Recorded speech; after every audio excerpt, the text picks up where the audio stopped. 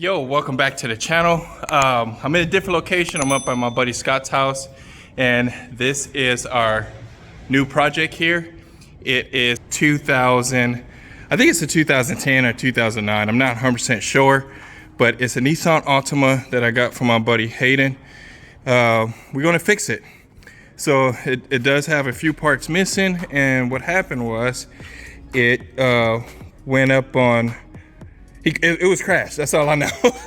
So the carriage, the cradle and everything is damaged, and it damaged the oil pan and the transmission pan.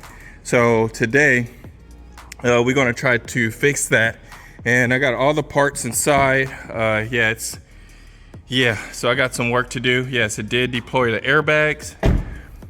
Not a problem, easy to fix. We just got to replace them. I do need tail lights, and that is about it. But otherwise, we're gonna get cracking on try to fix those pans. Now I do have the pans right here, the oil and the transmission pan, and we're just gonna put it up on the lift here and get to work as soon as he gets back. I don't know, I think he went up to the house, but we're gonna get started on that as soon as possible. So I'll be right back. All right, so we got the car up in the air. Let me show you guys the damage, and it's pretty extensive here. So this is it here. The whole subframe is damaged up front, and it broke the radiator core support out there. And so what I'm gonna do first is replace the oil pan and see if it'll actually run. I have the transmission pan because it's got a big dent in it here, but it's not leaking. So I'm not gonna touch that just yet, but we're gonna take this off right now and see if the engine will actually still run. I'm pretty sure the pickup tube may be bent as well, but we can bend it back out. So let's get started on that real quick, see if we can knock that out. All right, so I'm back at it here at the Scott's house with the Altima. Now, yesterday we had to stop because I had ordered the wrong oil pan. It was for the 3.5 instead of 2.5, so that was my bad. But I'm back here right now, and I want to show you guys. I just installed it. I didn't think about recording. Sometimes I start doing things and don't think about recording whatsoever. So let me show you guys that. Let's see here. Alrighty, so that's the new oil pan.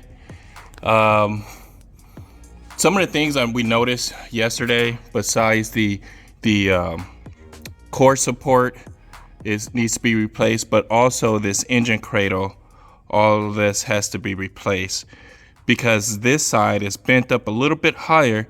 It's not damaging the frame. That's the main frame that runs on the top.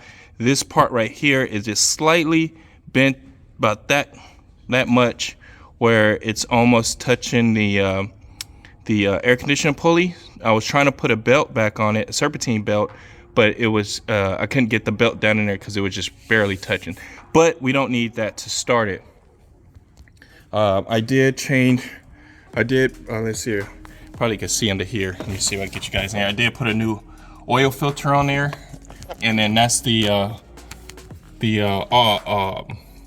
AC compressor. And you see how close it is. I can't put a serpentine belt on there, but I do have one. Ooh, so we can replace it. Other than that, I'm gonna go ahead and put oil in the car, lower it down, and see if it'll actually start. Let's give it a try. All right, so I just got finished putting oil in it. You can see a little shininess there. I had to have a funnel. I didn't know where it's at, but I checked it. We got good oil. All right, so let's see if this bad joker start. Yeah, I mean, yeah, the airbag blew. Yeah. I'm gonna replace it. I got replace that one. I have to get a whole new center console, but I put all the interior back from since the last time you guys seen it. Put a picture up before. Well, in the earlier video you seen that it was all over the place. So let's give it a shot. I'm gonna put the key down here on there like that. Put that on there. Let me turn that off. Oh, sweet. Wow, it fired right up. And I know I'm gonna have a whole bunch of lights, the ABS and all that good stuff. Battery, because I don't have a serpentine belt. So that's why all that stuff is on. But I'm glad it started. And no leaks. And I guess it's beeping because I guess I don't have no center console. So I think it thinks something is open. But other than that, go ahead and close it. And all right, so I guess that's it. That's pretty much all I have to do. Let me turn this light is bright. All right, much better.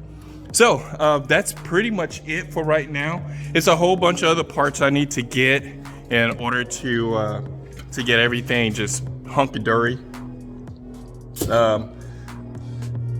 I'm not gonna do the oil, not the oil pan, but the transmission pan yet. I'm not gonna do that yet. I'm gonna wait to do that.